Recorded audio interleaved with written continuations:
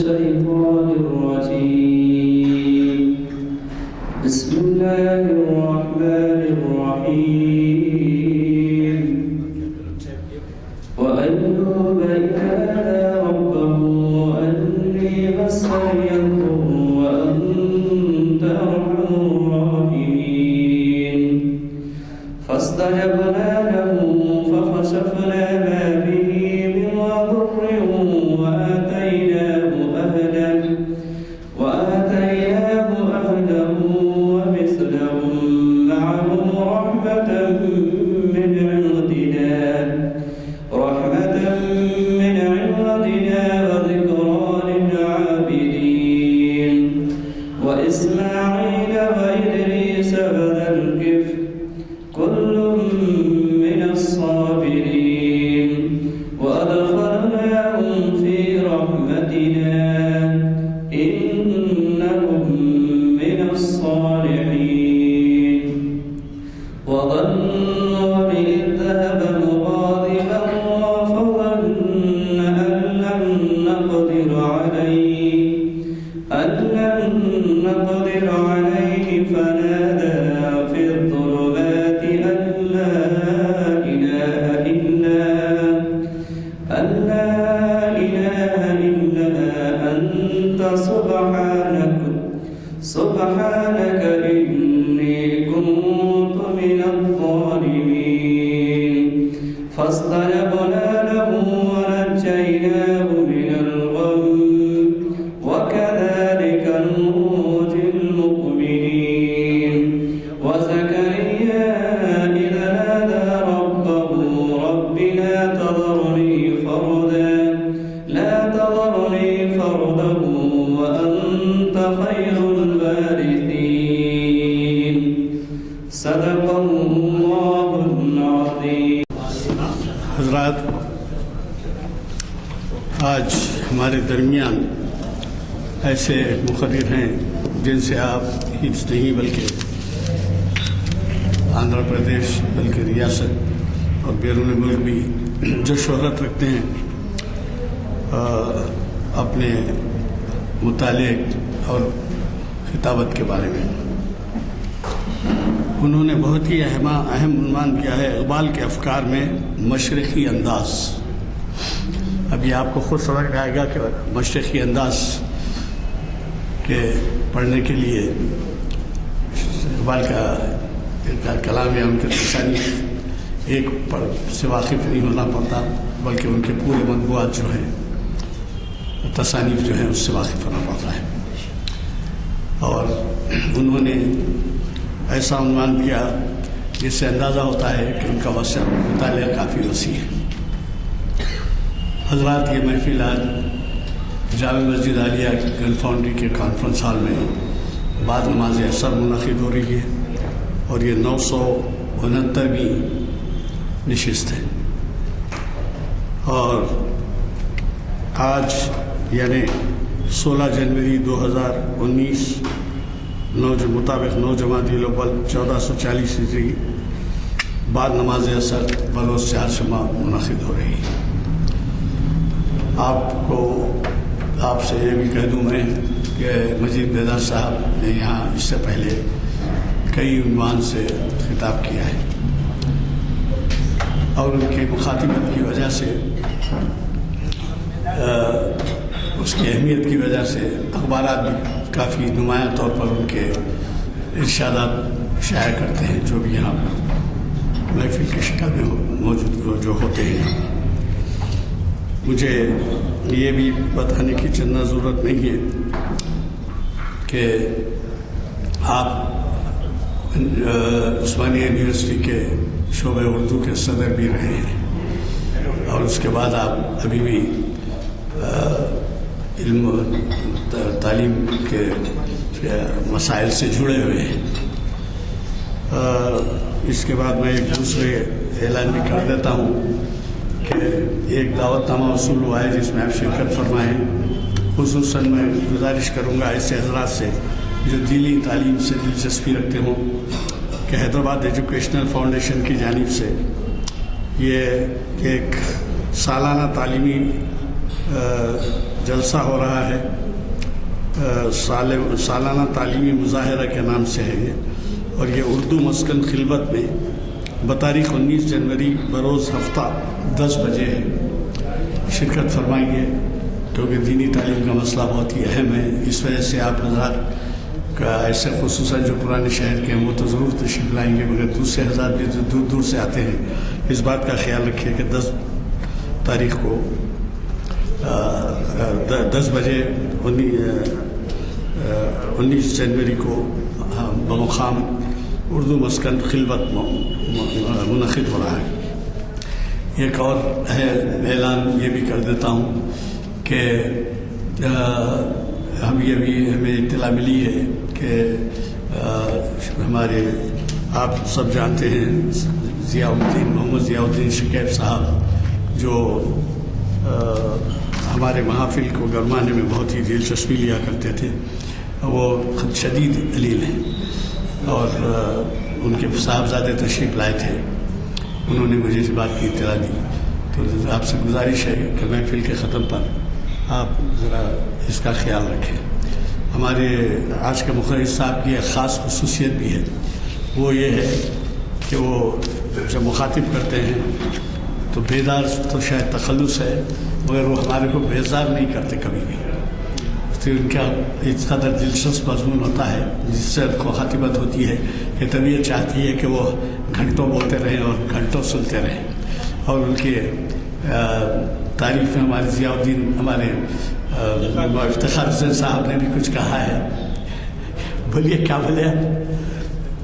بولیے۔ میں ان کے کمپلیمنٹری میں وہ کہتے ہیں کہ وہ آپ خود بھی بیدار رہتے ہیں اور ہم سب کو بھی بیدار رکھتے ہیں، تو اس سے بڑا کمپلیمنٹ اور کیا ہو سکتا ہے کہ ایسی شخصیت کو آپ کو سننے کا موقع مل رہا ہے۔ شب بیدار بھی ہیں، ہاں، ہر طرح سے بیدار ہے۔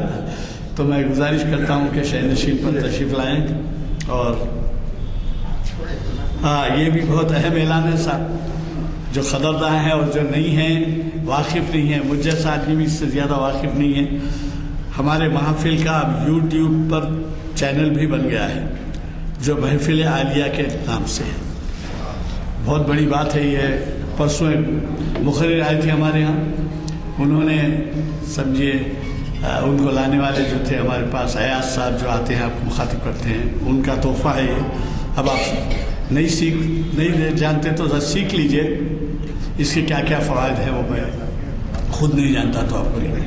جی ہاں، ہمارے اب اس اقبال شناسی کی محفل کا آغاز ہمیشہ کی طرح معین الدین حسینی صاحب کے کلام سے ہوگا۔ جوانان اسلام،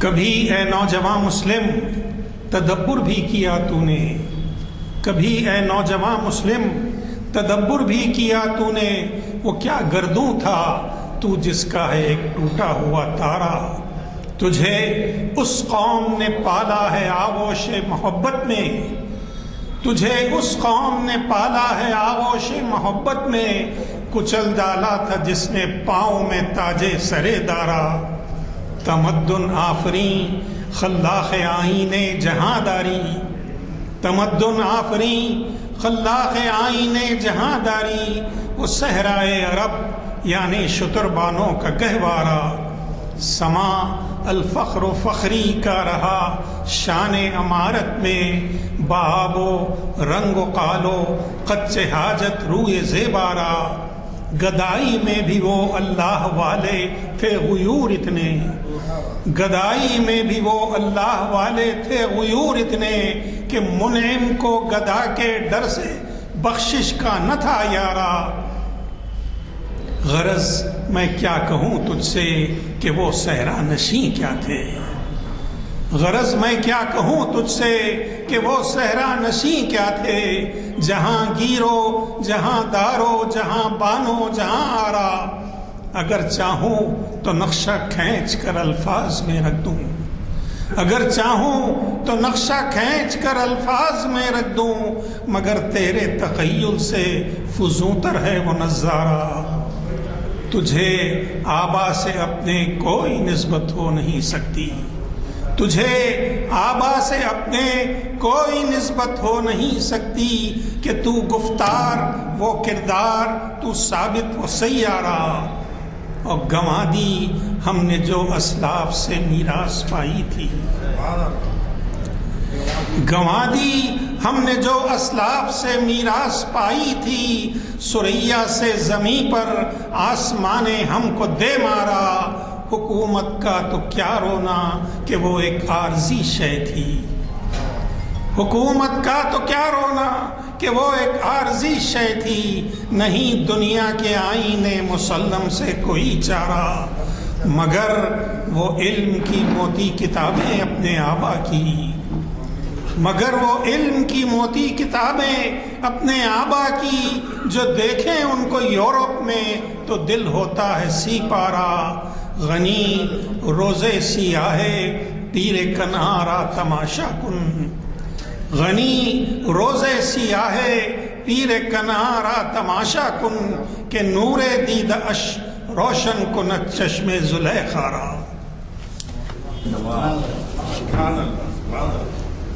الشیطان الرجیم، بسم اللہ الرحمن الرحیم۔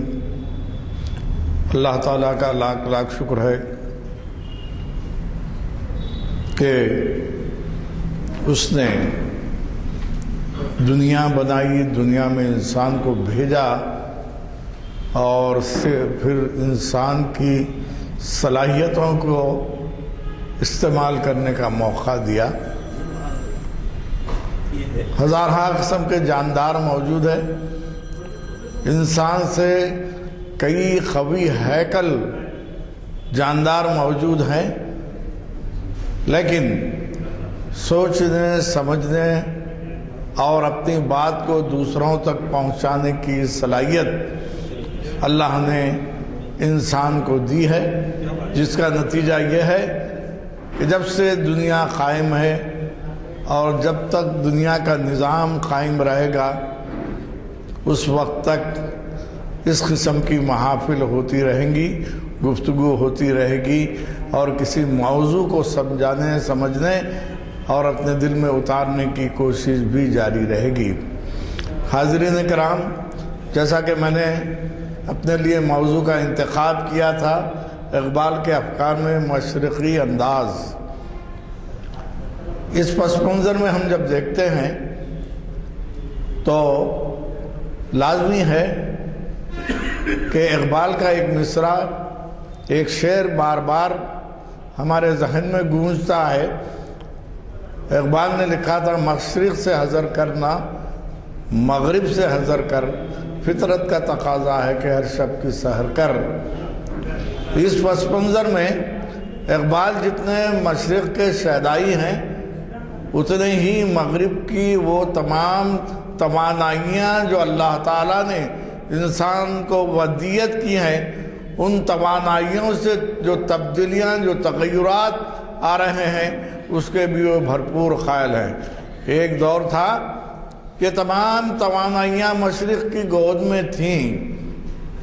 دنیا میں سب سے پہلا دل کا آپریشن کرنے والا اور دنیا میں سب سے پہلے میڈیکل سائنسز پر کتاب لکھنے والا عرب کا صحرا نشین تھا۔ ہم اس تاریخ کو بھول گئے اور اب ہم یہ سمجھ رہے ہیں کہ جو بھی چیز ترقی کی ہے وہ یورپ سے آ رہی ہے۔ اسی لیے میں نے اس موضوع کا انتخاب کیا کہ بتایا جائے کہ حقیقت میں مشرق ہے کیا، مشرق کی تاریخ کیا ہے، اور مشرق کے پس منظر میں کن توانائیوں کو استعمال کیا گیا اور اب ان توانائیوں کو ٹھکرایا جا رہا ہے۔ صرف مسلمان نہیں، دنیا کے ہر خطے میں مشرقی انداز کو ٹھکرانے کی ایک عام روایت ہے۔ جس شہر کے لیے، جس مقام کے لیے ہماری آنکھیں نم ہوتی تھیں، سر جھکے جاتے تھے، اس سرزمین پر بھی بے حیائی عام ہو رہی ہے۔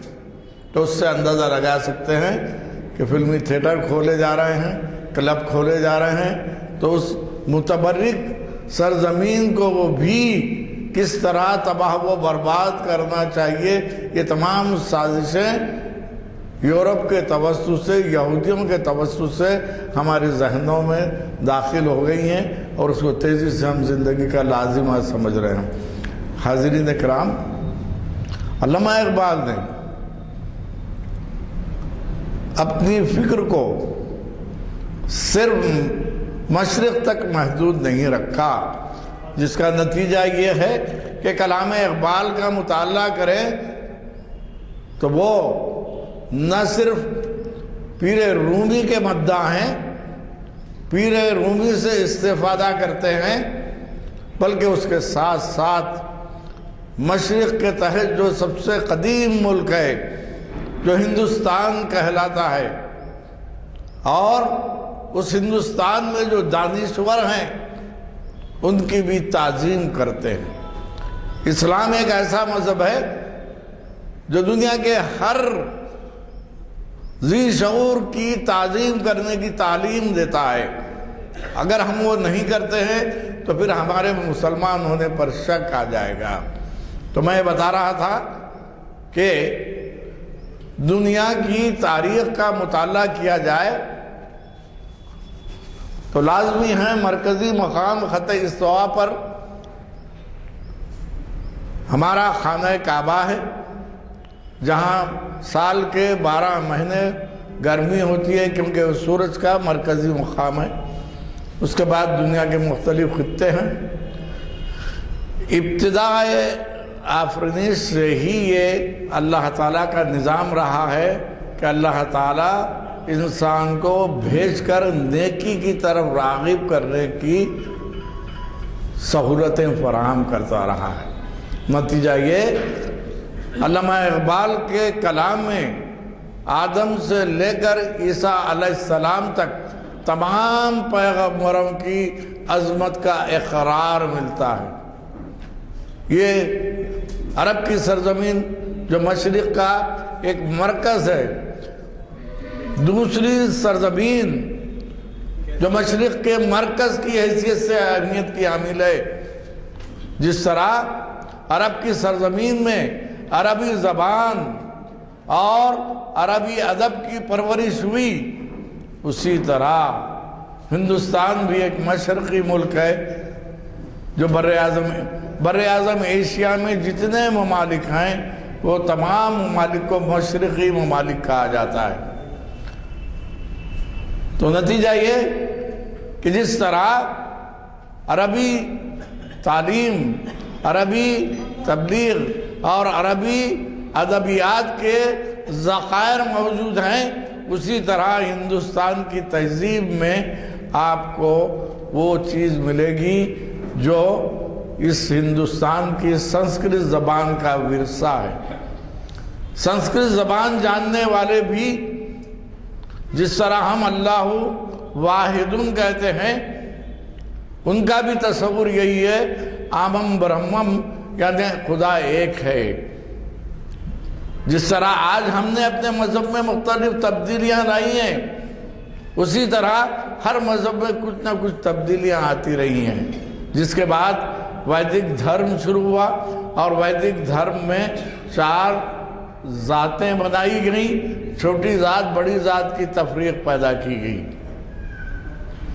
اقبال کیونکہ اپنے آئیڈیل کی طرف نظر رکھتے ہیں، اقبال کا آئیڈیل پیغمبر اسلام حضرت محمد صلی اللہ علیہ وسلم، آپ کی حیات، آپ کی احادیث اور آپ کی زندگی اور عمل کا پورا نمونہ علامہ اقبال کے سامنے ہے۔ اگر وہ رام چندر جی پہ بھی نظم لکھتے ہیں، اگر وہ گرو نانک پہ بھی نظم لکھتے ہیں یا کرشن پر نظم لکھتے ہیں تو وہاں ان کی تعظیم، ان کی وحدانیت، گوتم بدھ کے پاس بھی وحدانیت تھی۔ تو دنیا میں جو قومیں مشرق کے ممالک میں ہیں اور جنہوں نے وحدانیت کی تعلیم کو اہمیت دی، وہ تمام شخصیات کو علامہ اقبال بڑی شخصیتیں تصور کرتے ہیں، اور جنہوں نے وحدانیت کو ٹھکرایا ویسے لوگوں کی علامہ اقبال کے پاس کوئی اہمیت نہیں۔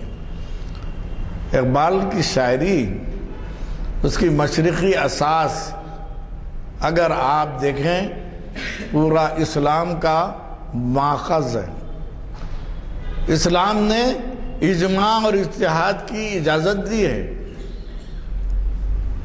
اور اجتہادات کیے گئے ہیں، اجماع کیا گیا ہے. علامہ اقبال وہ تمام حضور اکرم صلی اللہ علیہ وسلم کی 1400 سال پہلے کی زندگی سے لے کر آج کی زندگی کے لیے وہ کہتے ہیں کہ صرف حضور کی زندگی سے لے کر ہم خاموش ہو جائیں تو ہمارا دین مکمل نہیں. وہ اجماع اور اجتہادات جو علماء نے اور صوفیاء کرام نے کیے اس کو بھی ہم اپنی زندگی میں داخل کریں تو ہماری زندگی حقیقی معنی میں مذہبی زندگی ہوگی. مذہبی زندگی کا مقصد وہ نہیں جو مسجد میں بیٹھ کر عبادت کریں، رات شب بیداری کریں، بلکہ اقبال یہ کہتے ہیں کہ مشرق کا سب سے پہلا اصول انسان کی عظمت ہے، انسان کے وقار کو برقرار رکھنا ہے. ایک معمولی قصہ آپ سنتے ہیں جس میں بتایا گیا ہے کہ ایک سوتیلا بھائی کس طرح اپنے سوتیلے بھائی کے بغیر حکومت کرنے کے لیے تیار نہیں. رام چندر جی کی کہانی کی طرف اشارہ دے رہا ہوں. وہ اقدار جو اخلاقی اقدار ہیں، وہ اقدار ہندوستان کی سرزمین میں بھی اور یہاں کے کرداروں میں بھی ملیں گے. اقبال اس کی تعظیم کرتے ہیں. لازمی ہے کہ 14 برس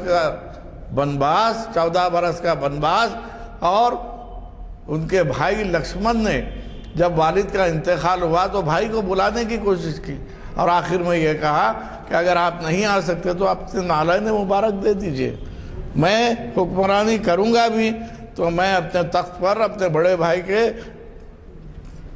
پائیں مبارک رکھ کے تخت پر حکمرانی کروں گا. یہ اخلاقی اقدار جس کی قدر اقبال کے پاس سب سے بڑی. بابا اردو مولوی عبدالحق نے ایک برسبیل تذکرہ ایک جملہ لکھا اور کہا کہ ہندوستان کے مسلمان کا مذہب اسی وقت مکمل ہوتا ہے جبکہ وہ اردو جانے. وہ اس لیے انہوں نے کہا تھا کہ اردو میں اسلام کا ذخیرہ موجود ہے. تو اسی طرح علامہ اقبال یہ محسوس کرتے ہیں، محسوس کرانا چاہتے ہیں کہ ہم کو بندگی اختیار کرنی چاہیے اور بندگی اختیار کرنے کا طریقہ مشرق سے سب سے پہلے طلوع ہوا آدم علیہ السلام سے لے کر عیسیٰ علیہ السلام تک اور آخری پیغمبر حضرت محمد مصطفیٰ صلی اللہ علیہ وسلم نے وہ بندگی کا طریقہ بتا دیا. یہ بندگی کے طریقے مشرقی طریقے ہیں اور بندگی کے مغربی طریقے اس سے جدا گانا ہے. اس کی طرف ذکر کروں گا. پہلے مشرقی اخلاق و عادات و اطوار جو آج ہمارے معاشرے سے دور ہو رہے ہیں، جس کا رونا ہمیں بھی ہے. اقبال بھی اس پر افسردہ تھے، افسوس کرتے تھے. ہندوستان میں وہ چیزیں شروع ہوئیں جو عرب کی سرزمین میں نہیں تھیں. اس کے لیے بھی اقبال کے پاس جواز ہے. ایسے طریقے جس سے اسلامی تعلیمات آپ کے عمل اور رویے میں ٹکراؤ کی کیفیت پیدا نہ ہو، اقبال اس کو اختیار کرنے کی اجازت دیتے ہیں. لازمی ہے کہ ہندوستان میں آنے کے بعد یہاں کہیں پر سما ہو رہا ہے، کہیں پر قوالی ہو رہی ہے، کہیں پر اعراض ہو رہے ہیں. آپ جواز کہاں سے پیدا کریں گے؟ یہ طریقے جو اسلام میں مشرقی طریقے سمجھ کر ہم نے اختیار کر لیے ہیں، چلہ ہو رہا ہے، چٹھی ہو رہی ہے اور 10واں 20واں 40واں، اگر یہ طریقوں سے انسان کی مذہبی روش میں فرق آتا ہے تو اس کو اقبال انکار کرتے ہیں.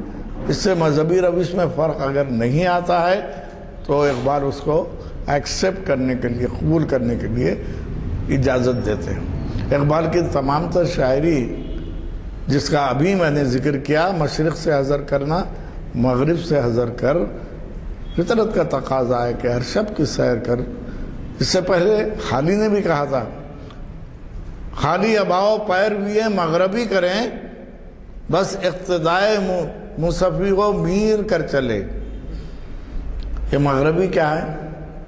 ہمارے شہر کی ایک بہت بڑی ہستی، تاریخ اسلام کا مایہ ناز نام، آج ان کو کوئی پوچھنے والا نہیں، نظام الدین مغربی۔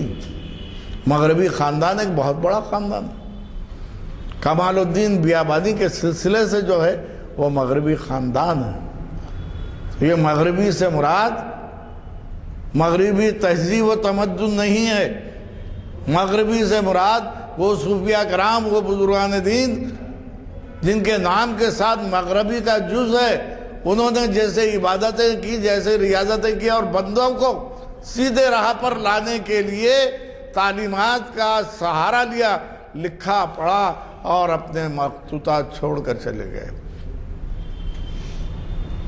یہ مخطوطات کیا ہیں؟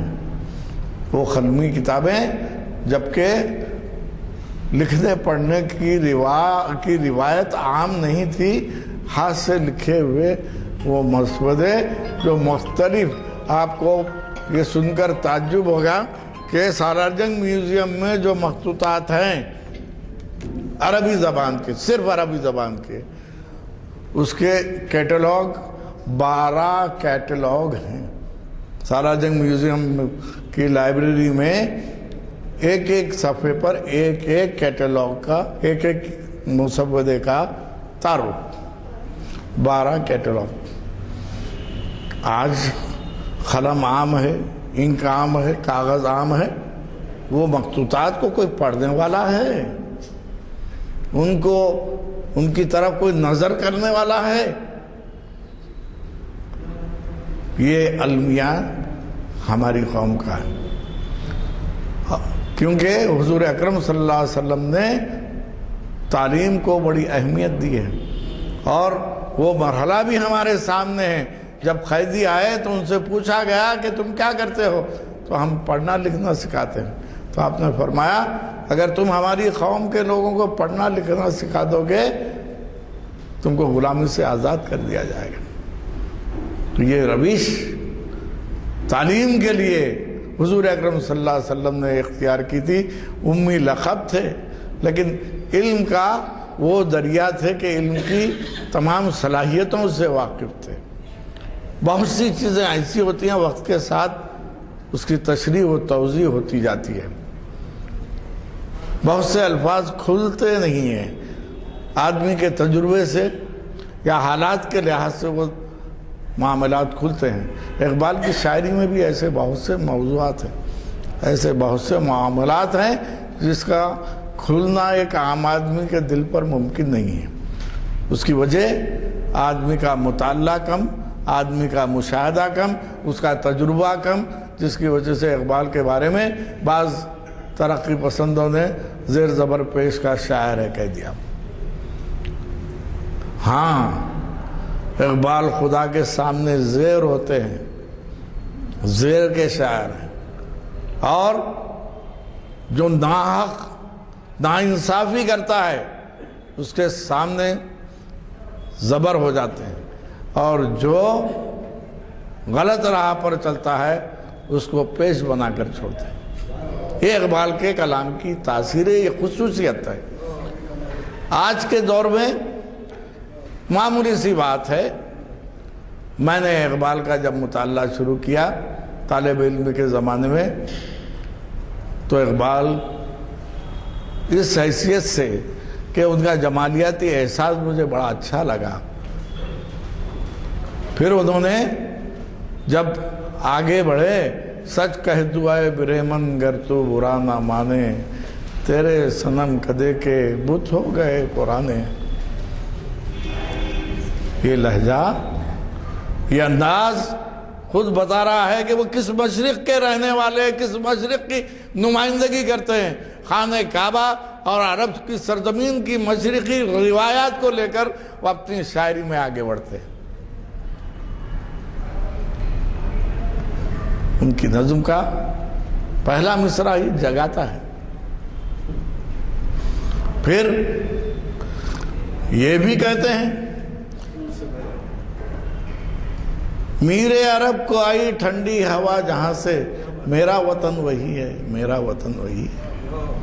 اپنے وطن کی شان، اپنے وطن کی تعظیم، وطن کو بت نہیں بنایا، وطن کو ایک کیفیت کی حیثیت سے اپنے دل میں رکھا۔ اقبال ایک طرف تو نظم کے شاعر ہیں تو دوسری طرف غزل کے شاعر ہیں۔ اس دور میں جب اقبال شاعری کر رہے تھے، مختلف قسم کے مشرقی شعری انداز آ چکے تھے، مغربی شعری انداز بھی آ چکے تھے، مگر اقبال نے اپنی شاعری کے لیے مشرقی طرز کے دو رویوں کو، ایک نظم نگاری، ایک مثنوی نگاری، اس کے علاوہ قطعات و رباعیات، اور اس کے علاوہ بھی غزل بھی ان کے پاس ہے۔ یہ سب مشرقی چیزیں ہیں۔ اقبال کے زمانے میں ہائیکو لکھنا آ چکا تھا، اقبال کے دور میں سونیٹ لکھنا اردو میں شروع ہو چکا تھا، اقبال کے دور میں یہ جو مغربی شعری اصناف ہیں، حتیٰ کہ گیت لکھنا شروع ہو چکا تھا۔ ابو الاسرا حفیظ جالندھری اقبال کے دور کے ایسے مایہ ناز گیت کار شاعر تھے کہ ان کی ایک ایک گیت پر اقبال سر دھنتے تھے۔ گیت ہندی سے آیا ہوا ہے، ماہیہ پنجابی سے آیا ہوا ہے، یہ سب اردو شاعری میں اقبال کے دور میں یہ تمام چیزیں۔ دیکھیے اللہ تعالیٰ جس شخصیت کو اونچا مقام دینا چاہتا ہے، اس کی فکر اور اس کی سوچ کو بھی اونچا رکھتا ہے۔ اقبال اونچی فکر کے شاعر تھے، اور وہ محسوس کر رہے تھے کہ میں اپنی فکر کو اگر کسی شعری حیت میں سمو سکتا ہوں تو اردو شاعری کی وہ نظم ہے، اردو شاعری کی مثنوی ہے، اردو شاعری کی غزل ہے، یا قطعات اور رباعیات۔ یہی پورا ذخیرہ ہے جو علامہ اقبال کا کلام۔ آپ ضرب کلیم پڑھیے، بال جبریل پڑھیے، بانگ درا پڑھیے، اس میں سب یہ چیزیں آپ کو نظر آئیں گی۔ تو اقبال نے مغربی شعری اصناف جو آ رہی تھیں انہیں اختیار نہیں کیا، کیوں کہ وہ تجرباتی چیزیں تھیں۔ تجرباتی چیزیں کبھی بھی مکمل نہیں ہو سکتی،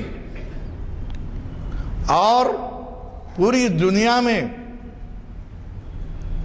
شاعری کے ذریعے مثنوی مولانا روم کا جو مقام آج بھی ہے، اس کا کوئی متبادل پیدا نہیں ہو سکا۔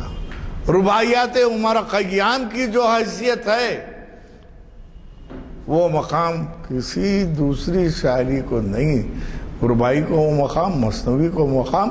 تو علامہ اقبال نے اپنی شاعری کے لیے مشرق کے وہ شعری اصناف کو پسند کیا جس میں خیال اور فکر کی پوری گہرائی کو سمویا جا سکتا ہے۔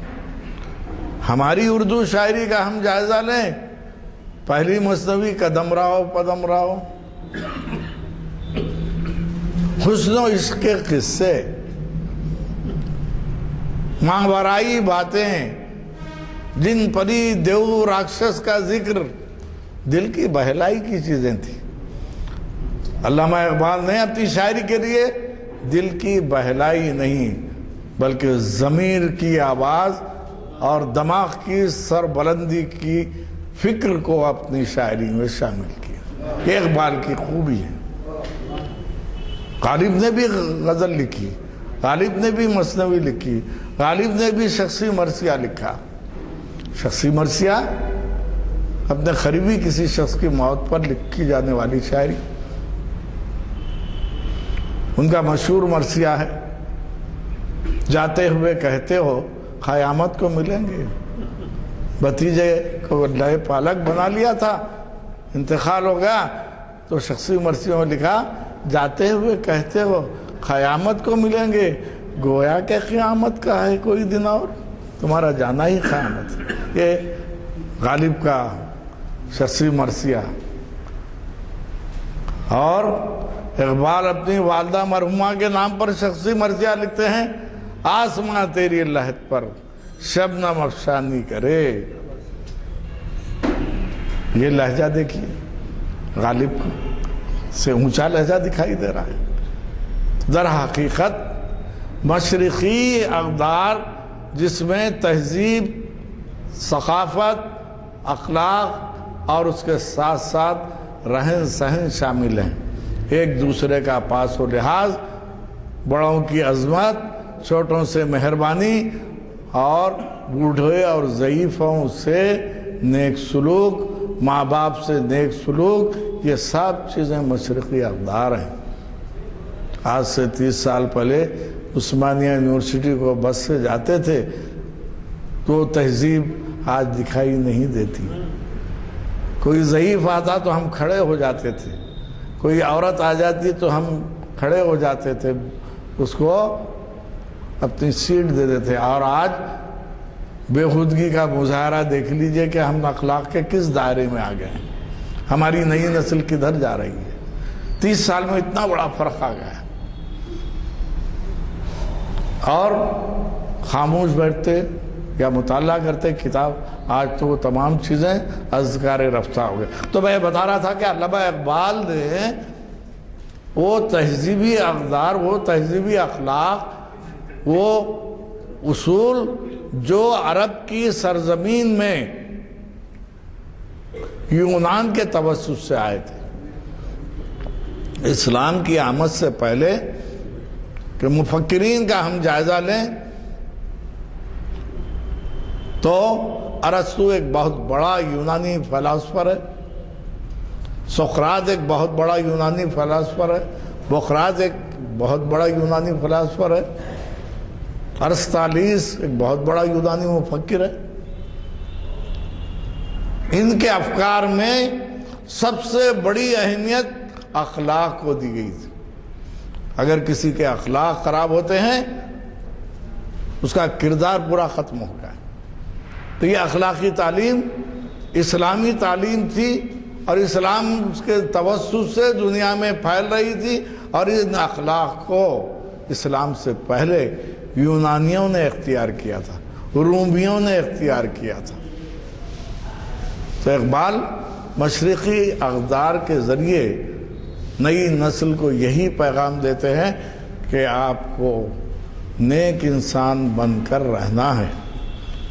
देखिए, और इकबाल के पास सबसे बड़ी चीज़ जो है उनके कलाम में हुर्रियत का मौजूद होना। उनकी नज़्मों में भी ये बात है। और डायरेक्ट मेथड, आज की तालीम का मकसद यह है कि कोई भी चीज़ छुपा कर, तमहीद बांध कर या जो है गिलाफ में रख कर देना नहीं है। एक ज़माना था कि ऐसी दवा जो बहुत ही तकलीफ दे होती है कोटीन में रख के दिया जाता था, वो दौर ख़त्म हो गया। आज का दौर डायरेक्ट मेथड है। वो डायरेक्ट मेथड इकबाल की शायरी में डायरेक्ट हमला कर रहा है। सच कह दुआएं बिरेमन गर तू बुरा ना माने। ये बेबाकी भी पैगंबर इस्लाम हज़रत मोहम्मद सल्लल्लाहु अलैहि वसल्लम की ज़िंदगी से हासिल, आपकी सीरत से हासिल, सहाबा कराम की सीरत से हासिल किया हुआ। ये मशरक़ी अक़दार की तकमील और तामील अल्लामा इकबाल अपने कलाम में करते हैं। फिर गुलाम क़ादर रोहेला, अगर आप नज़्म पढ़ेंगे रोंगटे खड़े हो जाना कि उसने जैसे ही मुग़ल शहज़ादियों को देखा, अपना जंबिया اپنا ہتھیار سامنے رکھ دیا، تھوڑی دیر کے لیے آنکھیں بند کر لی، اس کے بعد حکم دیا کہ تمام کو قید کر دو۔ تو اس نے جواز بتایا، جس قوم سے غیرت رخصت ہو جاتی ہے وہ قوم کا زندہ رہنا مناسب نہیں۔ اگر اس میں سے کسی ایک شہزادی کو بھی غیرت ہوتی، آگے تلوار اٹھاتی، تو میں سب کو معاف کر دیتا۔ تو آج ہماری فطرت سے غیرت رخصت ہوتی جا رہی ہے، اور بے ایمانی اور بےہودگی ہماری فطرت کا حادثہ بنتی جا رہی ہے۔ اقبال کے ایک ایک مصرے میں، ایک ایک شعر میں نہ صرف غیرت کو للکارنے کا معاملہ ہے، بعض لوگوں نے بڑی عجیب عجیب باتیں کہہ دی۔ غالب کمیونسٹ مائنڈڈ تھے، میں نے کہا وہ کیسے؟ بالکل پورا شعر ہے، جس کھیت سے دہقان کو میسر نہ ہو روزی، اس کھیت کے ہر خوش ہے گندم کو جلا دو۔ جلا دینا، مارنا، توڑنا، یہ تو کمیونسٹ نظریات ہے۔ کیوں کہ کمیونزم ایکویلٹی، مساوات اور اشتراکیت کے ذریعے آیا تھا۔ جس طرح سے ایک مثل ہے کہ ہاتھی کو چار جو ہے اندھے ٹٹولنے لگے اور انہوں نے اپنا اپنا نظریہ بیان کیا، تو وہ ہاتھی کی صحیح تفہیم نہیں ہو سکتی۔ اسی طرح اقبال کو اقبال کے کلام کی طرح پڑھنا اور اس کو سمجھنے کی کوشش کرنا ہی۔ ایک چیز اور بتاؤں میں، اقبال فہمی کا جہاں تک معاملہ ہے، حیدرآباد ایک ایسا مقام ہے جہاں سب سے پہلے حضرت امیر خسرو پر دلی کے رہنے والے کتاب لکھی گئی ہے۔ اقبال پر سب سے پہلی کتاب حیدرآباد سے شائع کی گئی، اور اقبال کے کلام کو سمجھنے کی پہلی کوشش حیدرآباد میں کی گئی۔ تو پھر ہمارے جذبے کیسے ہونا چاہیے اقبال سے؟ اقبال کو سمجھنے کے لیے، اقبال کی شاعری کو اپنی زندگی میں شامل کرنے کے لیے۔ حاضرین اکرام، بات یہ ہے کہ اقبال نے خود ذرا نم ہو تو یہ مٹی بڑی زرخیز ہے ساقی، یہ نمی لانے کی ضرورت ہے، بس سب چیز ہے، چہرے مہرے سب اپنی جگہ ہے، لیکن ذرا دل کو گداز بنانے کی ضرورت ہے۔ اور اللہ تعالیٰ انہی دلوں کی دعاؤں کو قبول کرتا ہے جو دل کو گداز بناتے ہیں۔ ہم تو آج ایسی زبان لے کر آئے ہیں کہ کسی کو کچھ کہہ دیا، کسی کو کچھ کہہ دیا۔ ایک صاحب پہنچے حج کے لیے، تیزی سے دوڑتے ہوئے آئے، آگے کہنے لگے کیا ہے؟ بولے مجھے گرم پانی نہانے کی عادت ہے۔ بولے ابھی تک پانی نہیں آیا۔ پھر جا کے اپنے کمرے میں بیٹھ گئے۔ اب بتائیے، وہاں تو غصہ پینے گئے ہیں آپ، وہاں ہر تکلیف کو برداشت کرنے، کیا ہم وہ ظرف رکھتے ہیں؟ اقبال نے انسان کے ظرف کو للکارا ہے، اور بار بار ان کا اشارہ یہی ہے کہ انسان اپنے پر قابو رکھے تو ساری دنیا اس کی ہے، اور قابو سے بے قابو ہو جائے تو پھر شیطان کا چیلا بن جائے۔ ان چند کلمات کے ساتھ میں خاص طور پر ہمارے جو سینئر لوگ یہاں آتے رہے ہیں، جو یہاں کی مجالس میں شریک ہوتے رہے ہیں، اس میں سب سے اہم نام جو یہاں پر کتاب بھی کر چکے ہیں، ضیاء الدین شکیب صاحب، لندن میں بیماری شدید ہو گئی ہے، یہاں ہمارے ساتھ ڈاکٹر نہیں ہمارے آپ کے بہنوئی صاحب یہاں کثرت سے شریک ہوئے، ان کی صحت ٹھیک نہیں ہے۔ آپ تمام لوگوں سے گزارش ہے کہ ہمارے ساتھ اٹھنے بیٹھنے والے آج بیمار ہیں تو اللہ تعالیٰ ان کو شفائے کلیہ دے اور ان کو عاجلہ صحت نصیب فرمائے اور ہماری دعاؤں کو قبول فرمائے۔ وآخر الدعوانا ان الحمدللہ رب العالمین۔ یہ تو اتنی نہیں ہے جو اس کے بارے میں کچھ کہہ سکوں، البتہ دو تین باتیں اور کہہ دیتا ہوں۔ ایک تو یہ کہ آپ نے جو فلسفیوں کا ذکر کیا، اس میں ایک ظاہر ہے وقت کی تنگی کی وجہ سے، ورنہ یہ سب باتیں آپ ہی کی زبان سے آتی. گوئٹے ڈانٹے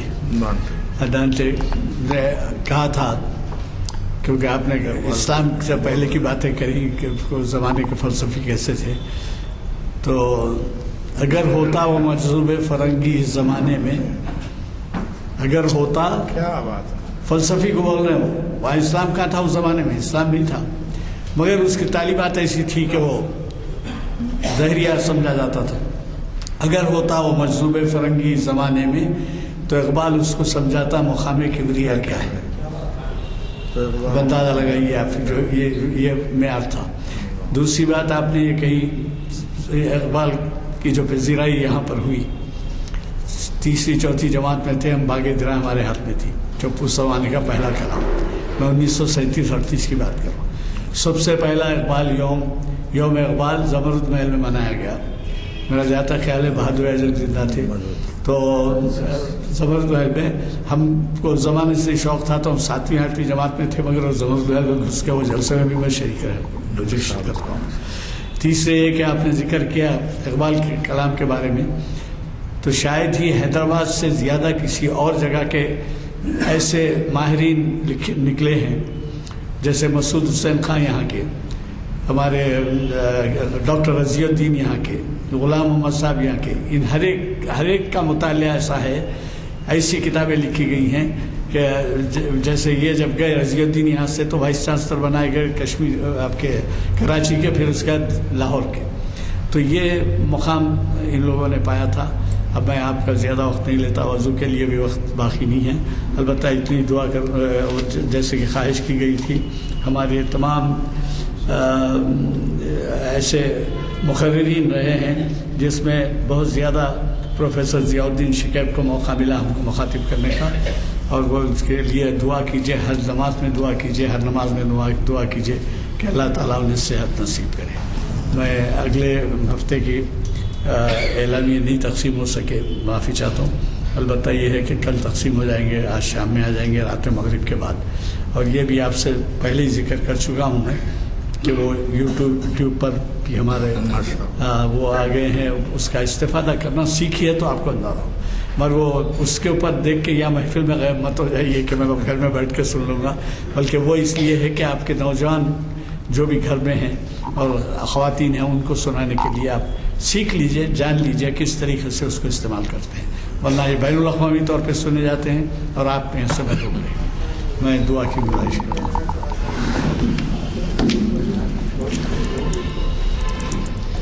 اللهم صل على سيدنا مولانا محمد وعلى آل محمد وبارك وسلم. ربنا آتنا في الدنيا حسنة وفي الآخرة حسنة وقنا عذاب النار. اللهم احفظنا من كل بلاء الدنيا وعذاب الآخرة. اللهم إنك عفو وتحب العفو فاعف عنا يا كريم. اللهم احفظنا من كل بلاء الدنيا وعذاب الآخرة بفضل سبحان ربك رب العزة عما يصفون وسلام على المرسلين والحمد لله رب العالمين. آپ رام وغیرہ کے راجہ